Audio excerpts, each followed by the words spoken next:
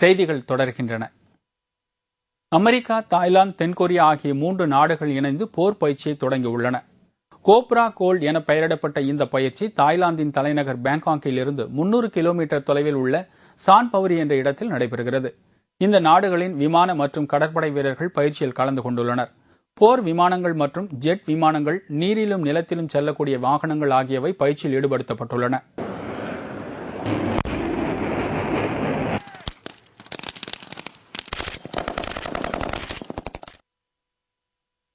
பாகிஸ்தான் பிரதமர் கிலானி மீது தொடரப்பட்டுள்ள நீதிமன்ற அவமதிப்பு வழக்கில் அவரது மேல்முறையீட்டு மனுவை அந்த நாட்டு உச்சநீதிமன்றம் தள்ளுபடி செய்தது.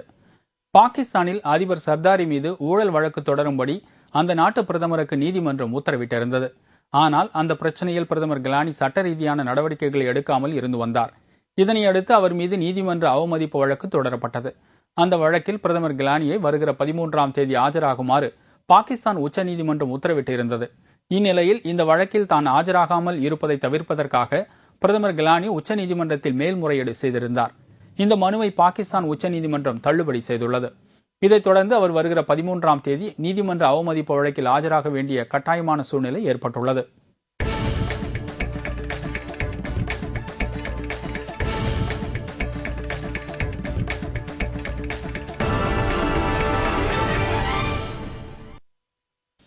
புற்றுநோயால் அவதிப்பட்டு வரும் இந்திய கிரிக்கெட் அணியின் முன்னணி வீரர்களில் ஒருவரான யுவராஜ் சிங் கீமோதெரபி சிகிச்சைக்காக தலையை மொட்டையடித்துக் கொண்டுள்ளார்.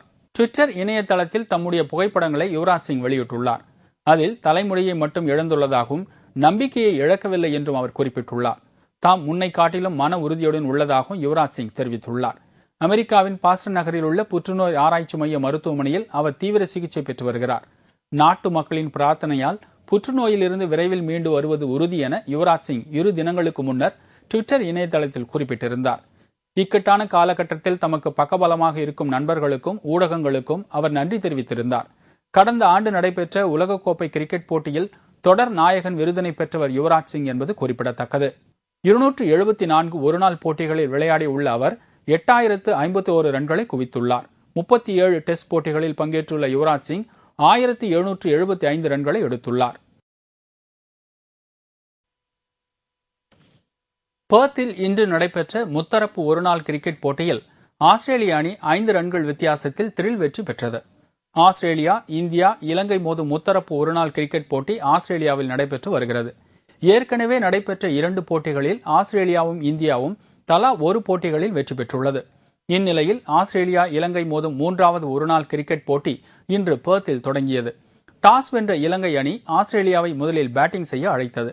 அதன்படி களமிறங்கிய ஆஸ்திரேலிய அணி அடுத்தடுத்து விக்கெட்டுகளை பறிகொடுத்து திணறியது. அந்த அணியின் தொடக்க ஆட்டக்காரர் வார்னர் 34 ரன்களிலும், வதே மற்றும் பாண்டிங் 1 ரன்னிலும், மைக்கேல் ஹஸ்லி 23 ரன்களிலும், டேவிட் ஹஸ்லி 27 ரன்களிலும் ஆட்டமிழந்தனர். 49.1 ஓவரில் ஆஸ்திரேலிய அணி அனைத்து விக்கெட்டுகளையும் இழந்து 231 ரன்கள் எடுத்தது. அந்த அணியில் அதிகபட்சமாக மைக்கேல் கிளார்க் 57 ரன்கள் எடுத்தார். இதையடுத்து 232 ரன்கள் எடுத்தால் வெற்றி என்ற இலக்குடன் களமிறங்கிய இலங்கை அணி அடுத்தடுத்து விக்கெட்டுகளை பறிகொடுத்தது. ஒரு கட்டத்தில் 9 விக்கெட்டுகளை இழந்து பரிதாப நிலையில் இருந்த இலங்கை அணியின் ஸ்கோர் மேத்யூவின் அதிரடி ஆட்டத்தால் கிடுகிடுவென உயர்ந்தது. கடைசி ஓவரில் இலங்கை அணி அடுத்தடுத்து ஒரு சிக்ஸரும் பவுண்டரியும் அடித்ததால் ஆஸ்திரேலிய வீரர்கள் கடும் அதிருப்தி அடைந்தனர். இறுதியில் இலங்கை அணி 49.5 ஓவரில் அனைத்து விக்கெட்டுகளையும் இழந்து 226 ரன்கள் மட்டுமே எடுத்தது. இதன் மூலம் ஆஸ்திரேலிய அணி 5 ரன்கள் வித்தியாசத்தில் த்ரில் வெற்றியை பெற்றது. அதிகபட்சமாக இலங்கை அணியில் மேத்யூ 64 ரன்களும், தில்சன் 40 ரன்களும் எடுத்தனர். இத்துடன் செய்திகள் நிறைவடைந்தன.